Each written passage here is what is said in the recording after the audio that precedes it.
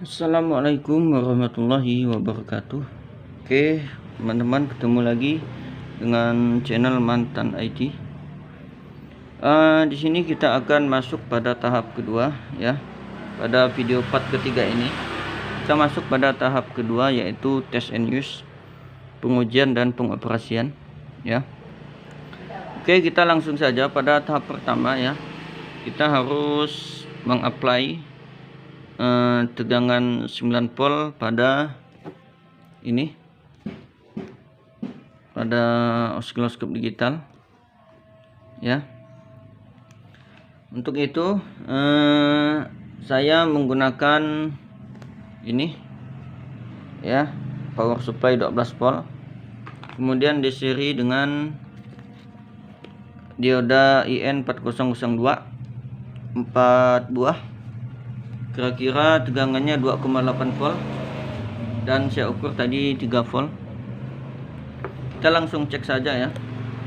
Kita cek tegangan dari outputnya, output power supply seperti ini. Kita cek, kita dapatkan tegangannya 13 volt, ya, 13 volt. Maka itu melebihi 9 volt tegangan ujinya dan melebihi range tegangannya 9 sampai 12 volt yang ini, 8 hingga 12 volt. Maka kita ambil posisi aman, ya. Kita seri menggunakan 4 dioda. Jadi kurang lebih tegangannya akan berkurang 3 volt. Maka tegangan yang akan jatuh di sini di osiloskop digital ini adalah sekitar 10 volt atau 9, sekian volt. Oke, kita akan cek langsung, ya. Ya, pertama kita ikuti instruksi manualnya, ya. Kita terapkan tegangan 9 volt. Namun di sini kita terapkan tegangan sekitar 10 volt atau 9,7 volt, ya. Oke. Ini seharusnya tidak menyala, ya. Namun tadi itu saya sudah ikuti instruksi ini hingga menjumper JP4, ya. Namun videonya terhapus lagi, ya. Jadi beberapa kali terhapus dalam pembuatan video ini. Saya buat ulang, ya.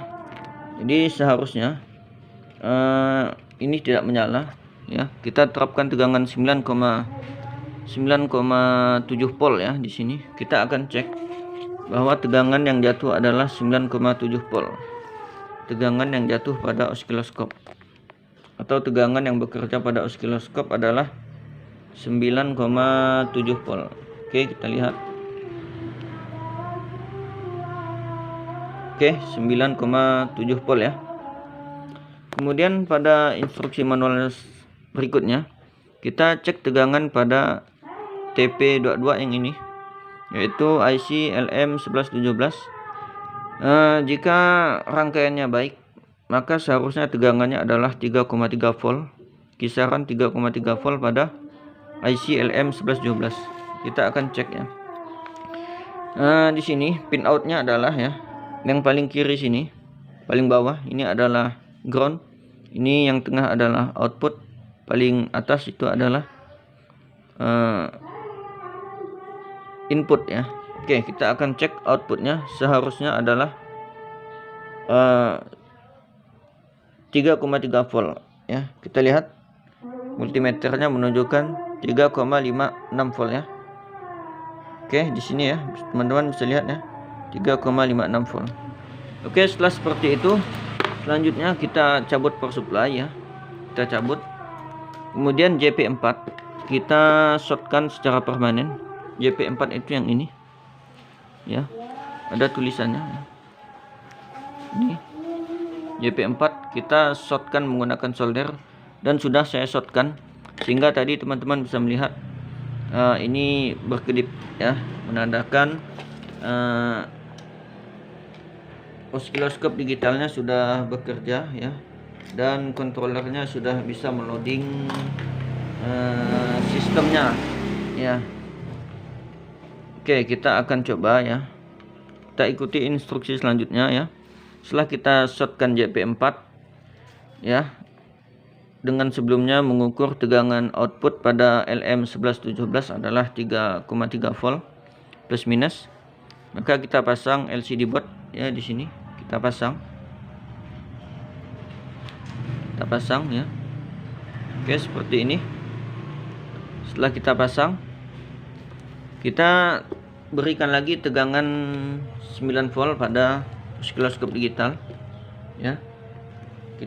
Setelah kita pasang LCD boardnya, kita berikan tegangan 9 volt. Maka kita akan melihat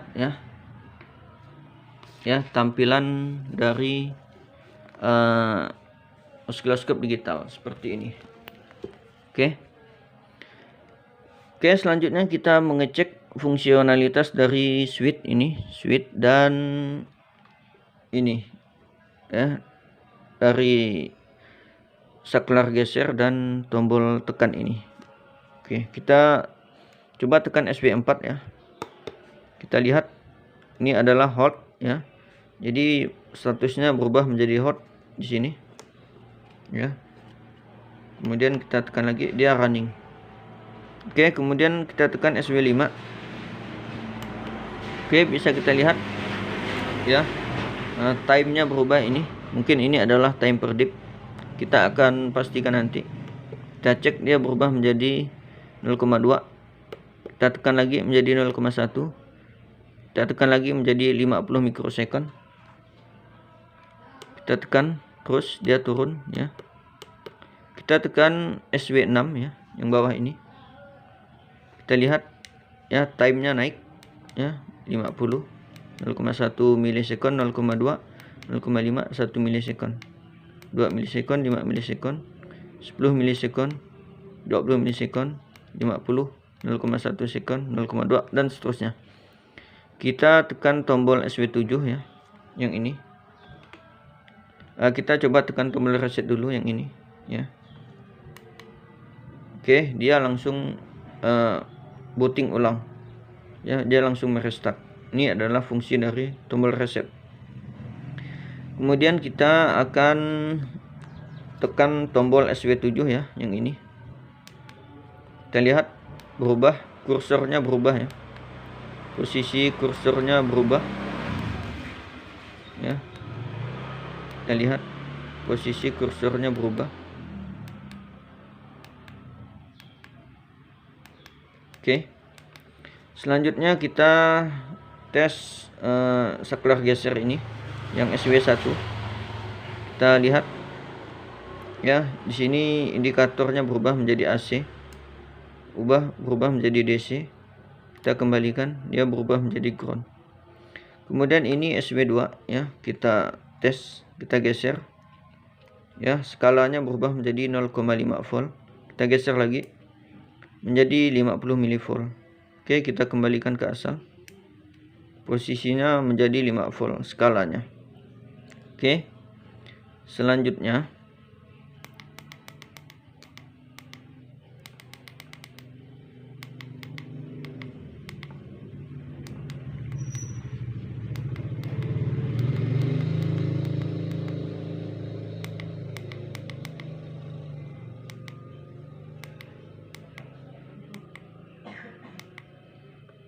Selanjutnya kita coba SW3 nih, saklar geser. Ini posisi X5 ya. Jadi ada 3 posisi, X5, X2, X1. Kita pindah ke posisi X2. Kita lihat ya, skalanya berubah menjadi 2 volt. Kita geser lagi menjadi X1.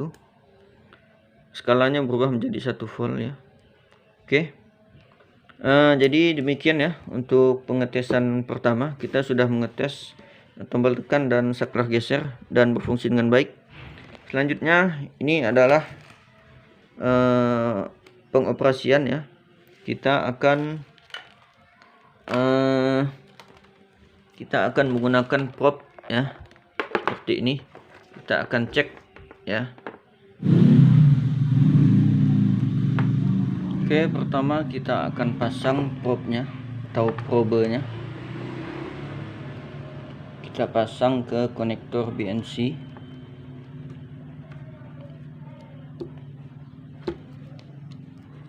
Oke, seperti ini.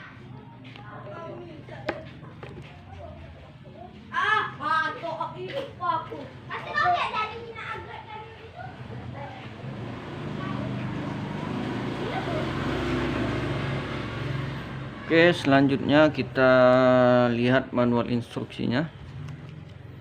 Setelah kita memasang propnya, kemudian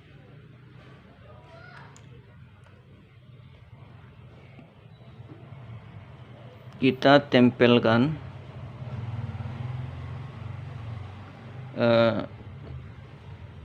kita sentuh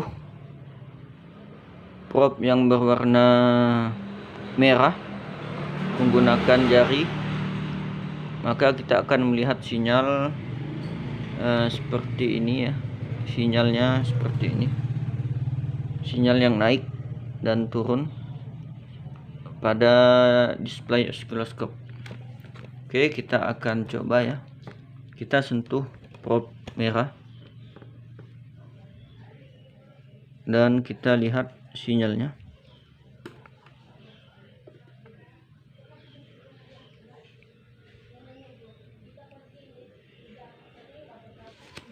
Dan kalau kita lihat di sini ya, pada manual instruksinya tampilannya itu rata ya. Sedangkan di sini seperti banyak ripple ya. Apakah belum dikalibrasi ataukah memang ada kesalahan perakitan komponen ya? Karena dari awal ya kita tidak menemukan ini R yang bernilai 120 ohm ini ya, kalau tidak salah ini. Apakah itu penyebabnya ya? Atau mungkin karena belum dikalibrasi? Saya juga masih belum tahu penyebabnya apa. Seharusnya kalau kita pegang menggunakan jari prop yang warna merah ini ya, atau klip yang warna merah ini, dia akan menimbulkan semacam gelombang naik turun ya, gelombang seperti ripple juga, cuman lebih besar seperti ini kalau kita lihat ya.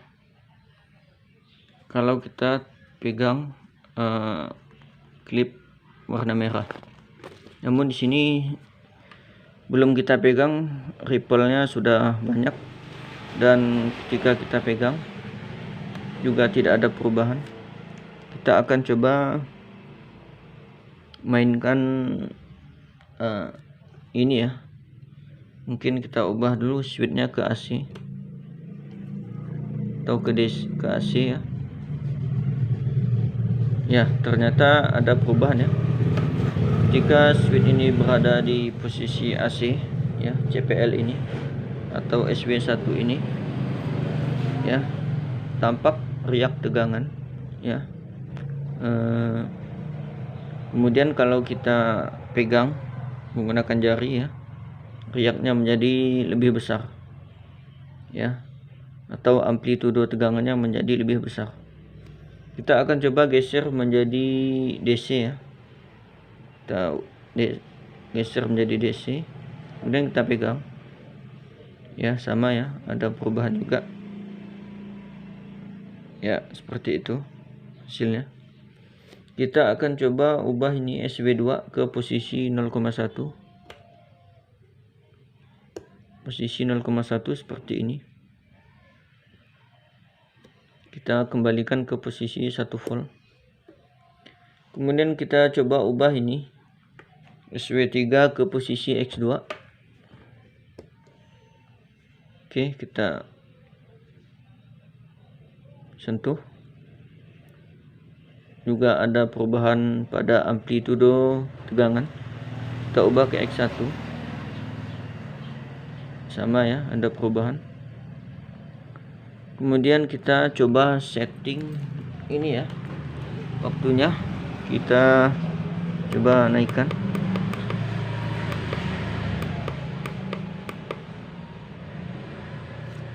Kita coba sentuh lagi. hasilnya seperti itu ya. Kita coba turunkan waktunya menjadi 1 sekon ya. 1 sekon kita sentuh, tidak kelihatan perubahannya. Kita naikkan lagi 0,1 sekon. Hasilnya seperti ini, 50 milisekon ya. Ini 20 milisekon, ini 10 milisekon. Kita coba yang 20, kita coba sentuh. Nah, amplitudenya naik. Itu intinya di sini bahwa ada respon ya ketika kita sentuh klip warna merah ya, maka ada respon, amplitudenya membesar ya. Itu yang tujuan dari pengetesan tahap terakhir ini ya. Selanjutnya kita akan mengecek ya, kita akan mengecek kalibrasinya ya. Kita berpindah ke manual, lembaran manual yang selanjutnya ya. Kita akan buktikan apakah ada kesalahan dalam perakitan terhadap nilai komponen pada video pertama, yaitu R120 ohm. Kita tidak temukan ya.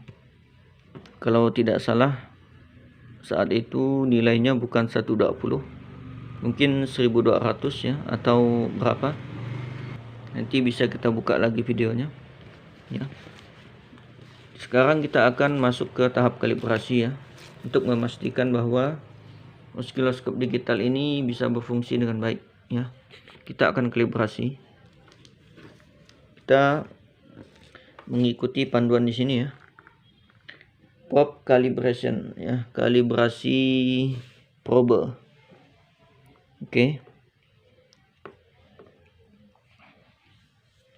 Kita hubungkan klip merah ke test signal output ya, yaitu yang ini ya. Ya, jumper ya. Ada pin jumper yang kita buat ya. Ini. Ya. Nah, ini adalah ring jumper untuk pengujian, untuk melakukan kalibrasi ya. Kita tempelkan klip merah ini ke ring test signal ya. Oke, kita lihat. Oke, kita lihat pada tulisan dari test signal ring ini ada tulisan 1 kHz 3,3 volt. Sinyal pulsa ya, sinyal pulsa atau sinyal kotak. Oke, kita akan lihat hasilnya. Seharusnya display ini menampilkan sinyal kotak.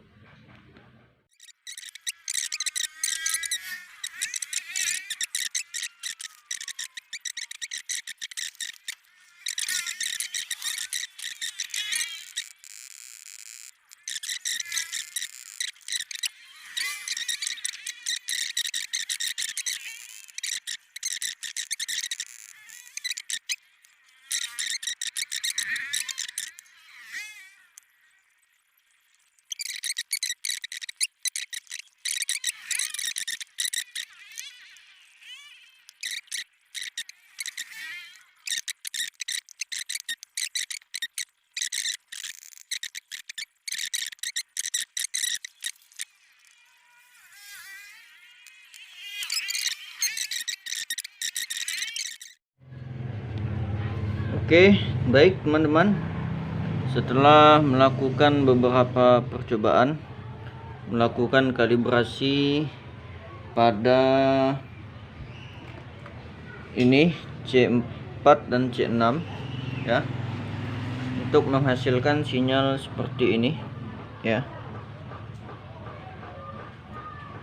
dengan skala time per dip 0,2 milisekund dan volt per dip 0,5 volt.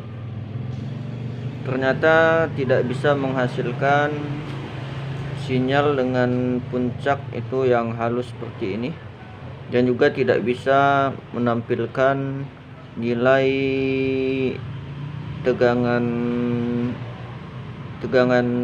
pulsanya ya, tegangan kotaknya tidak bisa ditampilkan dengan tepat ya, secara utuh pada display osiloskop digitalnya seperti ini ya. Jadi kalau kita lihat ya di sini ya, pada signal test ring ya, signal test ring atau cincin pengetesan sinyal di sini ya. Ini ada sinyal kotak ya dengan frekuensi 1 kHz ya. Kalau di sini mungkin kurang jelas, tapi di situ tertulis 1 kHz garis miring 3,3 volt ya. Jadi seharusnya osiloskop ini menunjukkan frekuensi ya, itu 1 kHz ya. Berarti satu siklus ini ya, seperti ini ya. Jadi dari sini ya hingga ke sini seharusnya itu 1 detik ya. Satu siklus penuh, satu gelombang penuh itu harusnya 1 detik atau 1 kHz ya. Namun itu yang pertama ya. Yang kedua, seharusnya amplitudonya itu menunjukkan tegangan 3,3 volt ya. 3,3 volt. Namun kalau kita set di sini ya, kalau kita lihat di sini ya, ini tegangannya kurang lebih ini 5 volt skalanya. Berarti satu kotak ini 5 volt ya. Jadi mungkin tegangannya sekitar di atas 3,3 volt ya. Untuk mengeceknya ya, saya akan kecilkan skalanya ya. Jadi satu dip ini, satu kotak ini akan kita isi 0,5 volt. Maka untuk membentuk 3,3 volt, sinyalnya akan berayun sebanyak 6 kotak, setinggi 6 kotak ya. 1 2 3 1 2 3 ya. Seharusnya seperti itu ya. Maka saya akan kecilkan skalanya ya. Ini skalanya akan diubah jadi 0,1 volt, kemudian dikali 5, maka hasilnya adalah 0,5. Maka satu kotak ini besar tegangannya 0,5. Oke, saya akan turunkan ya skalanya, ini menjadi 0,1. Oke, dikali 5 menjadi 0,5 per dip ya. Kita akan runningkan, dan ternyata amplitudenya itu melebihi 6 kotak ya, bahkan melebihi display dari osiloskop digital ini. Ini menandakan ada kesalahan ya, ada kesalahan. Belum tahu di mana kesalahannya ya. Kemudian itu yang pertama. Yang kedua, kita lepas ya. Nah, kita lepas seperti ini. Kita akan coba ya seperti ini ya. Nah, kita lihat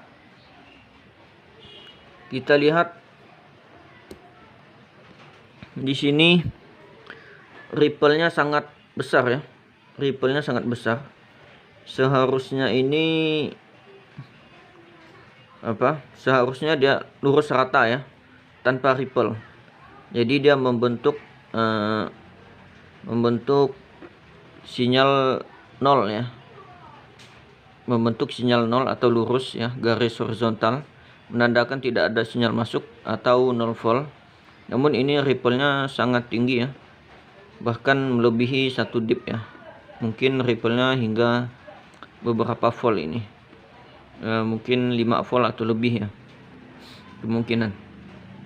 Jadi itu dua masalahnya ya. Masalah pertama ini, ripple-nya terlalu tinggi, dia tidak bisa menunjukkan sinyal 0 ya, karena ripple-nya terlalu besar. Kemudian ketika kita melakukan pengukuran seperti ini ya, ripple seperti ini mengakibatkan ketika kita melakukan pengukuran ya, tidak bisa mengukur dengan benar ya, nilainya terlalu menyimpang jauh dan tidak bisa digunakan ya. Jadi seperti itu ya. Jadi dalam video part kedua ini ditemukan dua masalah itu ya, dan kesimpulannya kita tidak bisa melanjutkan untuk mengkalibrasi apalagi mengoperasikan osiloskop ini. Jadi mungkin pada video part ketiganya nanti atau part keempat ya, pada part keempatnya kita akan mencari masalah penyebab dari ripple yang terlalu tinggi ini ya. Kemungkinan besar ya, dari awal kita sudah menemui kendala ya. Kendalanya adalah ini ya. Di sini tertulis 120 ohm ya. Namun fakta yang kita terima, paket yang kita terima 1, 2, 3 komponen R ini nilainya 120K ya. Jadi pada video part pertama sudah dibahas, kita tidak menemukan resistor dengan nilai 120 ohm, namun yang kita temukan hanya 120K. Dan waktu itu kita tetap bertekad untuk memasang ya, untuk melihat hasilnya seperti apa nanti. Dan hasilnya seperti ini ya.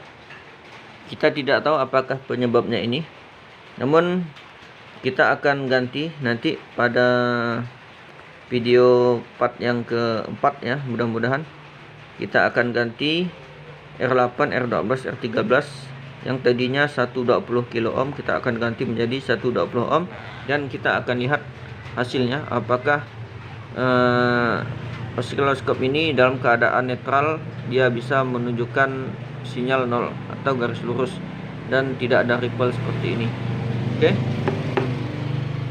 seperti itu ya teman-teman ya. Jadi demikian kesimpulan video part ketiga ini untuk perakitan osiloskop digital GSO 138 ya.